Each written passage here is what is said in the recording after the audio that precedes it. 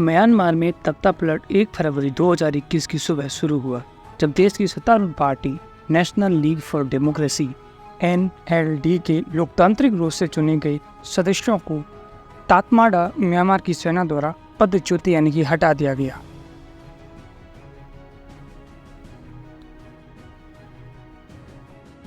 Myanmar के कार्यवाहक राष्ट्रपति मिंट स्वे ने 1 साल के आपातकाल यानी कि इमरजेंसी की घोषणा कर दी।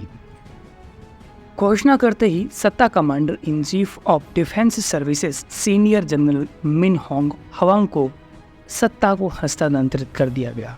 इसने नवंबर 2020 के आम चुनाव के परिणामों को अमान्य घोषित कर दिया और नेशनल इमरजेंसी डिक्लेयर कर दी। नेशनल इमरजेंसी डिक्लेयर करने के बाद अंत में एक नया चुनाव कराने का इरादा जताया गया। सैन्य तख्तापलट म्यांमार की संसद द्वारा 2020 के चुनाव में चुने गए सदस्यों को शपथ दिलाने से एक दिन पहले हुआ था, जिससे ऐसा होने से रोका जा सके। लेकिन उससे पहले ही म्यांमार के अंदर मिलिट्री coup हो गया। राष्ट्रपति विन मिंट और स्टेट काउंसलर ऑंग सान सू की को मंत्रियों, उनके डिप्टी और संसद सदस्यों के साथ हिरासत में लिया गया और अंत में उन्हें जेल भेज दिया गया।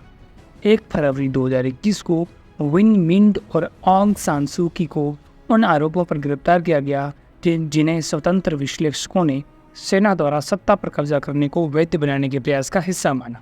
दोनों को 2 सप्ताह के लिए हिरासत में भेज दिया गया। 16 फरवरी और 1 अप्रैल के बीच ऑंग सान सू की के खिलाफ 5 अतिरिक्त आरोप लगाए गए।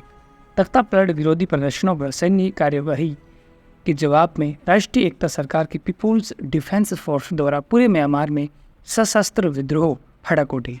13 मार्च 2024 को कम से कम 50,000 लोगों ने, जिनमें से कम 8,000 नागरिक, जिनमें से 570 बच्चे शामिल हैं, उन्होंने एक सशस्त्र विद्रोह किया।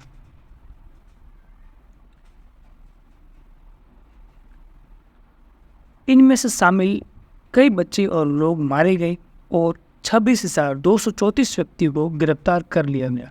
मार्च 2021 में national league for democracy (NLD) के 3 प्रमुख सदस्यों की पुलिस हिरासत में मृत्यु हो गई और जुलाई 2022 में 4 लोकतंत्र समर्थक कार्यकर्ताओं को मार डाला।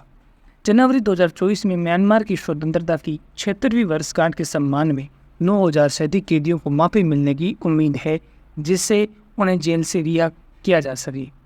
फरवरी 2024 में ये घोषणा की गई कि अनिवार्य सैन्य सेवा लागू की जाएगी। 18 से 35 वर्ष की सभी आयु की पुरुषों और 18 से 27 वर्ष की आयु की महिलाओं को सैन्य कमान के तहत 2 साल तक सेवा करनी होगी और 45 वर्ष तक की आयु तक की डॉक्टरों जैसे विशेषज्ञों को 3 साल तक सेवा करनी अनिवार्य कर दी गई।